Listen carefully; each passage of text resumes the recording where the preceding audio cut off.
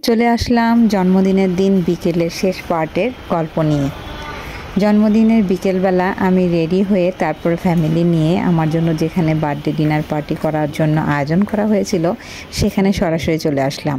আর এটা ছিল রাজলক্ষ্মীতে সিশেল রেস্টুরেন্টের ঠিক উপরতলায়। এটা টপে ওনাদের দুটো ফ্লোর নিয়ে খুব সুন্দর করে সাজানো টার্কিশ কাবাব লাউঞ্জ, খুব সুন্দর করে সাজানো এবং এখানে সব টার্কিশ সহ আরও 4-5 আইটেমের খাবার রয়েছে এবং ওনাদের ডেকোরেশনটা অনেক সুন্দর করে করা। সব কিছুই আমার কাছে মোটামুটি ভালো লেগেছে। আর যেহেতু রুফটপের উপরটা রুফটপ এবং এই ফ্লোরটাও মোটামুটি অনেক উপরে, যার কারণে এতটা ভালো লেগেছে। প্রত্যেকটা জায়গা এবং প্রত্যেকটা প্লেস খুব সুন্দর করে সাজিয়েছে তারা মনোরমভাবে। তো এই সাইডটাতে ছিল বুফের কর্নার, যেদিন বুফে হয় সেদিন এই জায়গাটা সাজানো হয় খাবার দিয়ে। এরপর আমি চলে যাচ্ছিলাম রুফটপে। তো আমার তো রুফটপে দেখার খুব শখ, যে আসলে উপরের ছবি তোলার জন্য। আর সেদিন এত বৃষ্টি হচ্ছিল যে আমি আসলে রুফটপে এসে ছবি তুলতে পেরেছিলাম, কিন্তু একটু রোদ হলে ছবিগুলো আরও সুন্দর হতো। এই তো আমি উপরে চলে যাচ্ছি, চলে আসুন আপনারাও দেখুন। খুব সুন্দর করে উপরে সাজানো হয়েছে রুফটপ। আর এখানেও একটু রুমের মতো রয়েছে, এখানেও বার্থডে পার্টি হয় বা ছোটোখাটো আয়োজন করা হয়। এখানে আমি খুব সুন্দর করে, বৃষ্টির জন্য আসলে হাঁটতে পারছিলাম না, বৃষ্টির পানি ছিল নিচে অনেক, তারপরও এত সুন্দর করে ডেকোরেশন করা ছিল যে আমার কাছে ভালোই লাগছিল পরিবেশটা।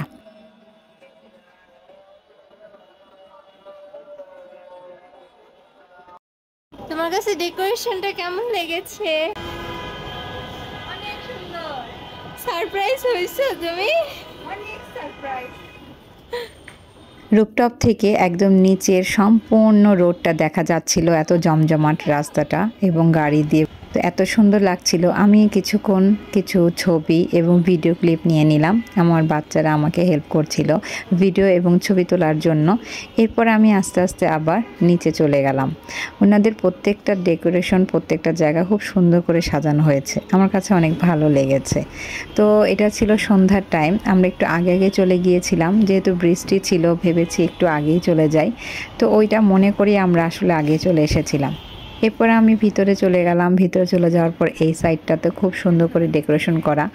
লোকজন খুব কম ছিল, কারণ তখন মাত্র সন্ধ্যা হয়েছে, এর জন্য আমরা একটু আগেই চলে গিয়েছিলাম। এরপর আমরা বসে তারপর ওয়েলকাম ড্রিঙ্কস নিয়ে নিলাম। আমাদের যাওয়ার সাথে সাথে ওয়েলকাম ড্রিঙ্কস দিয়ে দিল। তারপর ওয়েলকাম ড্রিঙ্কস নিয়ে নেওয়ার পর আমরা খাবারটা অর্ডার করে ফেললাম। খাবারটা অর্ডার করার কিছুক্ষণের মধ্যেই খাবার চলে আসলো। অর্ডার করেছিলাম আমরা টার্কিশ পিৎজা, যেহেতু বাচ্চারা পিৎজা খেতে খুবই পছন্দ করে। আর এই পিৎজাটা খুব লোভনীয় ছিল, কারণ এটার মধ্যে প্রচুর চিজ ছিল, আর আমার বাচ্চারা তো চিজ খেতে খুবই পছন্দ করে। তো ভরপুর চিজে যে পিৎজাটি, সেটা সবাই একটু একটু করে নিয়ে নিলাম এবং আমি সবাইকে প্লেটে সার্ভ করে দিলাম। সবার কাছে খুব ভালো লেগেছে। এরপর আস্তে আস্তে করে বাকি খাবারগুলো চলে আসলো। আমার মেয়ে তো খুব খুশি, কারণ তার তো খুব পিৎজা পছন্দ, সাথে ছেলেও খুব খুশি, তারও পিৎজা খুব পছন্দ। এটার টেস্ট একটু অন্যরকম ছিল, পিৎজার সাথে ছিল সস ছিল, আর সাথে বাকি খাবারগুলো চলে আসলো। আমরা দুটো সেট নিয়েছিলাম মেনু, তারপর র্যাপ নিয়েছিলাম। আমার হাজব্যান্ড আরও অনেক কিছু অর্ডার করতে চেয়েছিল, কিন্তু আমি আসলে মানা করেছি, কারণ খাবার আসলে কাবাব আইটেমটা এমন একটা আইটেম যেটা নিলে একটুতেই পেট ভরে যায়, যার কারণে আমি, যেহেতু টার্কিশ কাবাব খেতে এসেছি এখানে, যার কারণে ওদের খাবারটা আগে টেস্ট করে দেখি কেমন, তারপর আমি বাকিগুলো অর্ডার করব। এখানে আরও 3-4 আইটেমের খাবারের আয়োজন রয়েছে, থাই, চাইনিজ আর অনেক কিছু। তো আপনারা মেনু দেখলেই বুঝতে পারবেন। কিন্তু আমরা আসলে টার্কিশ খাবার খেতে এসেছি, টার্কিশ খাবারগুলো খুব মজা হয়, যার কারণে ওদের কাবাব টাবাবগুলো আমাদের খাবারের জন্য আমরা অর্ডার করেছিলাম। তো আমি ওই যে আগেই বলেছি, আমার হাজব্যান্ডকে বলেছি অল্প করে অর্ডার করো, আগে খেয়ে দেখি কেমন লাগে, তারপর না হয় চেঞ্জ করব।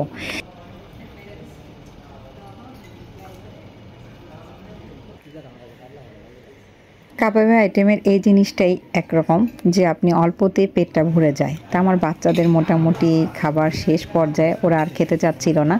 আর যেহেতু একটু সন্ধ্যা টাইম, এই টাইমটাতে আসলে অতটা খাওয়াও যায় না। তো যাই হোক, সবাই গল্প করতে করতে একটু একটু করে খেয়ে নিচ্ছিলাম।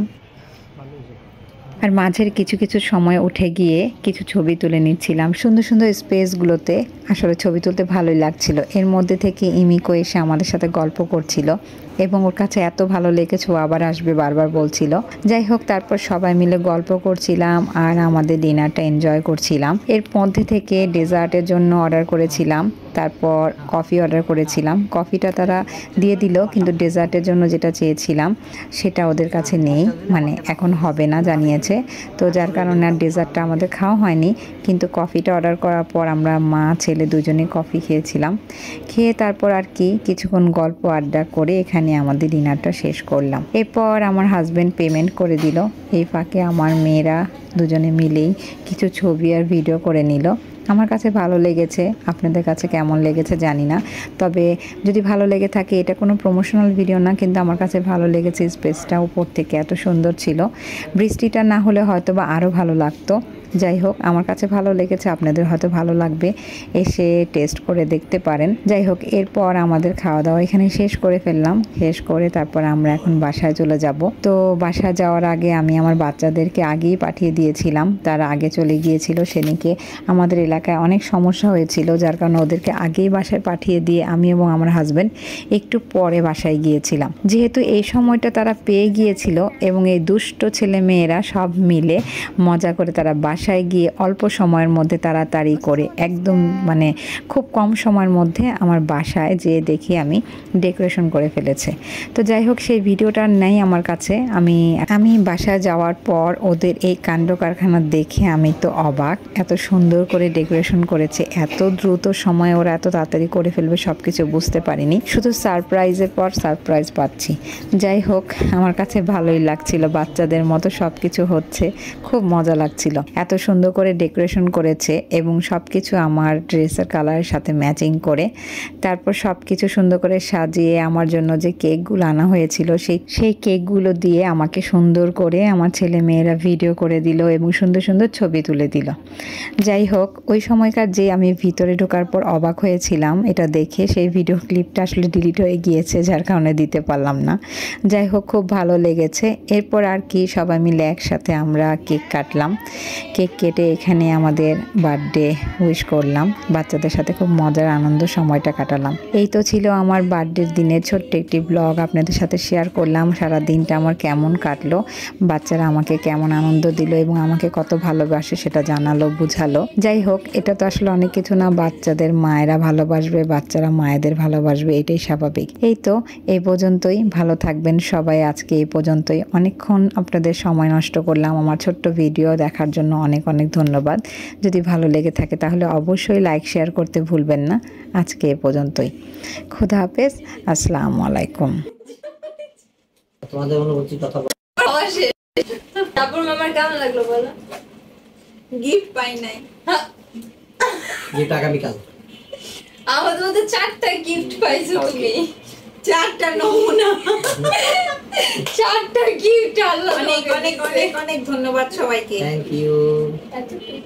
এতটুকুই, কারণ এর ধন্যবাদ দিয়ে তোমাদের ছোট করতে চাই না। মামা জানো আমি তোমার জন্য ফুড এনেছি কালকের জন্য, আজকের জন্য আর আগামীকালের জন্য তোমরা ধন্যবাদ দিয়ে ছোট করতে চাই না। আচ্ছা, যুগ যুগ জিও। যুগ যুগ Jio. Bye bye. Bye bye.